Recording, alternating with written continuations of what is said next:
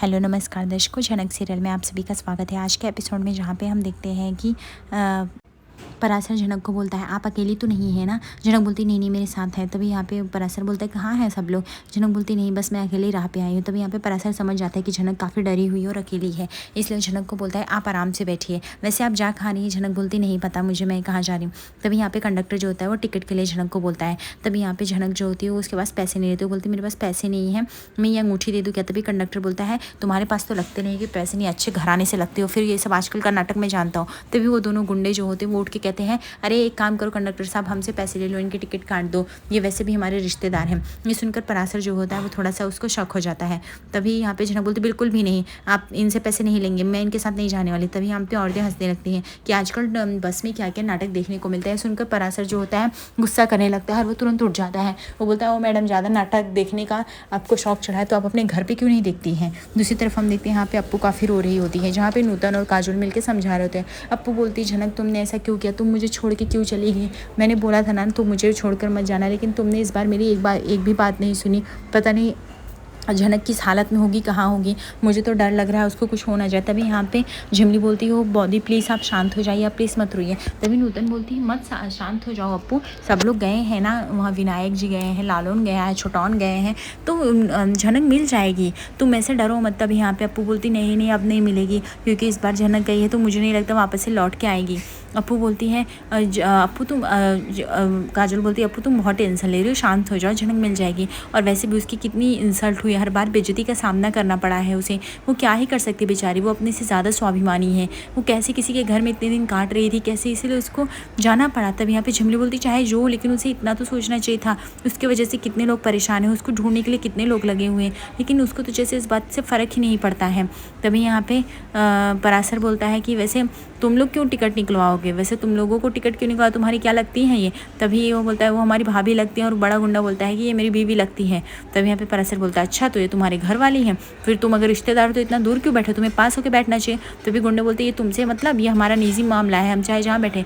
पराशर बोलता है अच्छा अगर ऐसी बात है तो एक काम करो, फ़ोटो दिखाओ मुझे, अगर तुम्हारे साथ की फ़ोटो अगर ये तुम्हारी पत्नी लगती है किसी भी एंगल से तो तुम इन्हें लेके जाओ, लेकिन अगर झूठ बोले ना मुझसे तो एक से एक मैं शब्द नहीं सहूँगा, औरतों का सम्मान के लिए मैं लड़ता हूँ, समझ में आई बात। इसलिए औरतों के साथ तुम इस तरह से गलत नहीं कर सकते हो। जहाँ पे झनक थोड़ी राहत की सांस लेती है, झनक को लगता है कोई तो लड़ने के लिए उसके पास आ गया। तभी यहाँ पे पराशर बोलता है डोंट वरी, अभी तुम सेफ हो, ठीक है, हम औरतों की इज्जत करते हैं इसलिए तुम हमारे पास महफूज हो। एक काम करो कहाँ चलोगी कुछ पता है। झनक बोलती बिल्कुल भी नहीं पता है। तभी यहाँ पे पराशर बोलता है एक काम करो मेरे गाँव चलो तुम, मैं अपने गाँव लेके चलता हूँ, वहाँ पर तुम ज़्यादा सेफ रहोगी। दूसरी तरफ यहाँ पे विनायक बोलता है अर्शी को खुद, अर्शी तुम यहाँ पे आ गई, तुम यहाँ पे क्यों आई हो, मुझे समझ में नहीं आ रहा क्या हुआ, तुम अपने घर से निकल गई क्या। तभी यहाँ पे अर्शी बोलती डैडी आप कैसी बातें कर रही हैं, ये मेरा घर नहीं है क्या, मैं यहाँ पे नहीं आ सकती क्या। सृष्टि बोलती विनायक की किस तरह से बातें कर रहे हैं आप अर्शी से, अर्शी अपनी बेटी है। तभी विनायक बोलता है मुझे पता है सृष्टि अपनी बेटी है, लेकिन इसी बेटी को हम लेने के लिए जब आप उसके घर गए थे तब तो उसने आने से इनकार कर दिया था, क्या हुआ, किसी ने घर से निकाल दिया या उसे हमारी याद कैसे आ गई, कुछ पूछोगी अपनी बेटी से। तभी यहाँ पे सृष्टि यहाँ पे अर्शी बोलती है डैड मुझे सिड ने धोखा दिया, इसलिए मैं कैसे रह सकती थी उसके घर में, इसलिए मुझे आना पड़ा। ये सुनकर सृष्टि एकदम होश उड़ जाती है। सृष्टि बोलती क्या सिड ने तुम्हें धोखा दिया, ये सब कैसे हो सकता है। तब यहाँ पे अर्शी बोलती है मुझे कुछ नहीं पता, मैं तो सिड से शादी करना चाहती थी एंड वो अचानक से बोला उसने मुझे चीट किया है एंड वो मुझसे शादी नहीं करना चाहता। इफ़ अगर आप लोग को नहीं अच्छा लग रहा तो मैं यहाँ से भी चली जाती हूँ। तभी सृष्टि दौड़ के आती बोलती अर्शी बेटा तुम कहाँ जा रही हो, इस तरह से गुस्सा मत करो, विनायक को तुम जानती हो ना वो कैसे हैं, लेकिन पहले सारी बात तो बताओ क्या हुआ है। तभी यहाँ पे अर्शी बोलती है कि पहले उसने मुझे इस तरह से प्रॉमिस किया और अब मुझसे शादी करने से इनकार कर दिया। विनायक बोलता है कर्मा सृष्टि, कर्मा अर्शी कर्मा, कर्मों का फल ऐसे मिलता है, तुम्हें क्या लगा था तुम अनी की शादी बर्बाद करोगी और खुद खुशी से रह लोगी, अपना घर बसाने चली थी, ये सोच के चली थी तुम। देखा किसी के साथ बुरा करोगी तो तुम्हारे साथ भी बुरा होगा बदले में, लेकिन तुम्हें ये बात नहीं समझ में आती, तुम और तुम्हारी माँ पता नहीं कौन सा गेम खेलने में लगे हुए हो, तुम लोगों के अंदर जरा भी इंसानियत है। उस झनक ने तुम्हारे क्या बिगाड़ा था, अरे उसे खुश रहने का भी हक है कि नहीं। अनिरुद्ध ने जब तुमसे कह दिया उसे तुम्हारे साथ नहीं रहना है, उसे तलाक चाहिए, जब तुम रेडी हो गए तो तुम्हें ये सब बखेड़ा करने की क्या जरूरत थी। तो भी सृष्टि बोलती एक मिनट अर्शी बेटा तुमने जो भी किया वो गलत नहीं था, और रही बात इस सीट की तो मैं उसको छोड़ूंगी नहीं। दूसरी तरफ अप्पू बोलती हैं कोई लेके आओ झनक को, मुझे बहुत डर लग रहा है, मुझे झनक चाहिए। नूतन माँ प्लीज़ लालून को फ़ोन लगाओ ना, बोलो ना उसको झनक को लेके आने के लिए। काजल बोलती हाँ हाँ अप्पू हम फ़ोन लगा रहे, तुम पहले शांत हो जाओ, इतना रोगी तो तुम्हारी तबीयत ख़राब हो जाएगी। नूतन बोलती हाँ अप्पू बेटा 2 मिनट के लिए शांत हो जाओ, और झनक जहाँ भी रहेगी सेफ रहेगी। तुम्हें क्या लगता है झनक ऐसे पागल है, झनक को अपनी हिफाजत करने आती है। तभी अप्पू बोलती हाँ पागल ही है, इसीलिए तो जब चाहे नादान है, बच्चों की तरह भाग जाती, किसी की भी नहीं सुनती है। काजोल बोलती है अप्पू शांत हो जाओ, झनक अपनी सेफ्टी कर सकती है, अगर वो गई है तो वो पक्का किसी अच्छे ही जगह जाएगी, अब इस बार वह किसी के हाथ नहीं आने वाली, मुझे नहीं लगता। नूतन बोलती बुरा तो मुझे भी लग रहा है, वो बेचारी बच्ची के साथ बहुत गलत हुआ। तभी यहाँ पे पराशर बोलता है एक काम करो मेरे साथ गाँव चलो, मैं तुम्हारी टिकट निकलवा देता हूँ और इन दोनों की भी टिकट निकलवा देता हूँ, इन दोनों गुंडों की। तभी वो दोनों बोलते अच्छा तो तुम्हारे साथ गाँव क्यों जाएंगे। तभी पराशर बोलते क्योंकि मेरे रिश्तेदार हैं। तभी वो बोलता है अच्छा तो तुम फोटो दिखाओ। पराशर बोलता है कैसा है, पहले तो तुम फोटो दिखाओ, तुम तो घर का होने का दावा करो, और जितनी माताएं बहनें हैं वो हमसे जुड़ी हुई है, यानी वो हमारी रिश्तेदार हुई।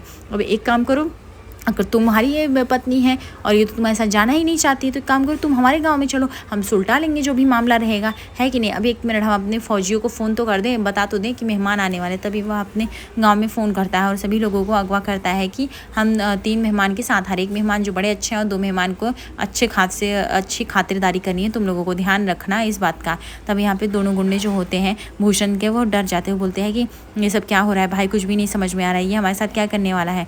तभी यहाँ पे पराशर बोलता है तुम्हारी भी टिकट कटवा दी, अब चलो तुम चुपचाप।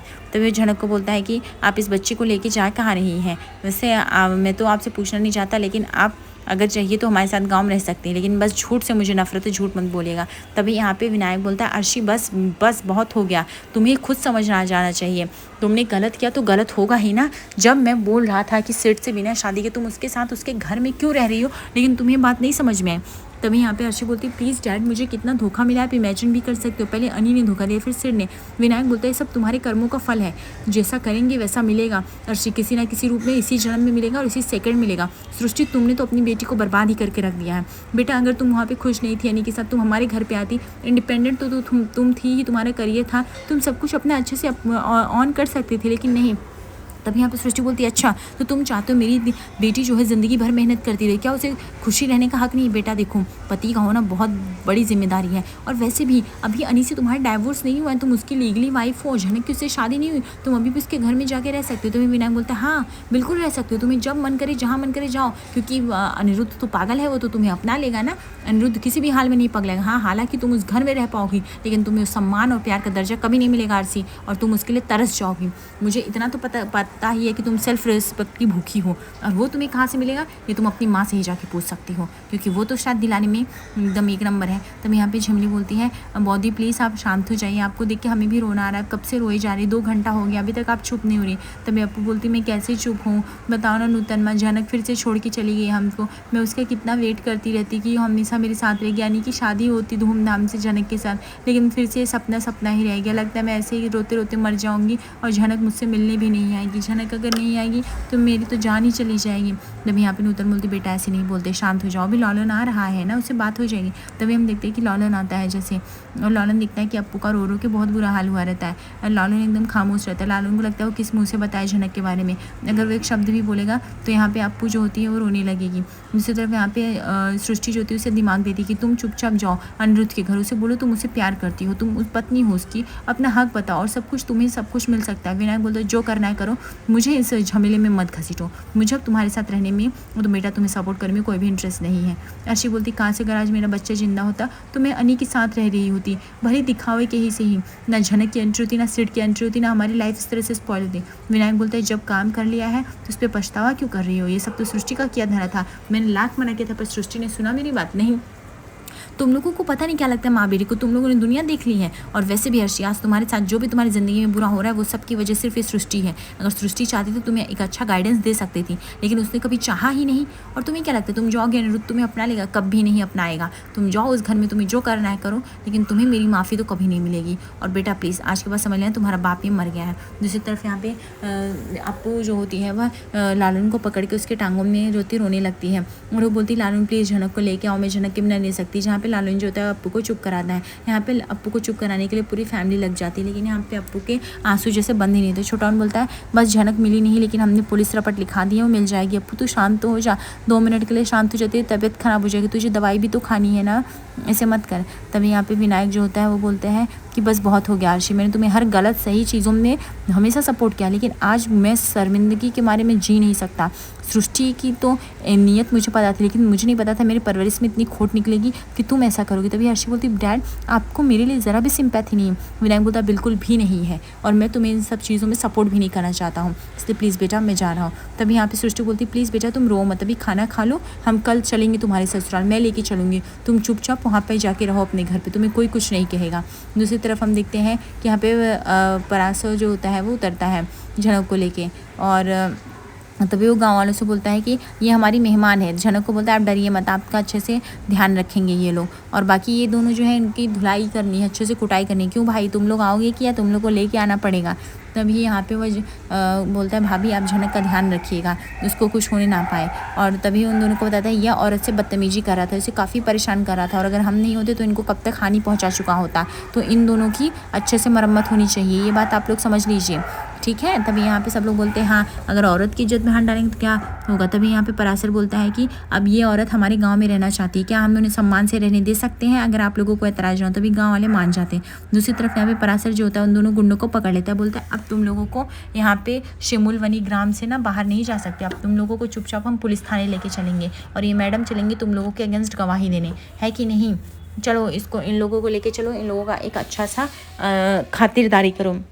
तभी यहाँ पे झनक बोलती थैंक यू आप मेरे लिए इतना सब कुछ कर रहे हैं। तभी यहाँ पे वो बोलता है एक बात यही रफा दफा है, आपके बारे में मुझे कुछ झूठ नहीं पता चलना चाहिए, आप मेरे गांव में कभी भी रह सकते कितने दिन के लिए, बस ये झूठ पर मत करिएगा नाटक, क्योंकि ये हमसे नहीं सहा जाएगा। अगर ये कर लिया आपने तो हम लड़का लड़की नहीं देखेंगे, कोई भेदभाव, सज़ा फिर आपको मिल के रहेगी।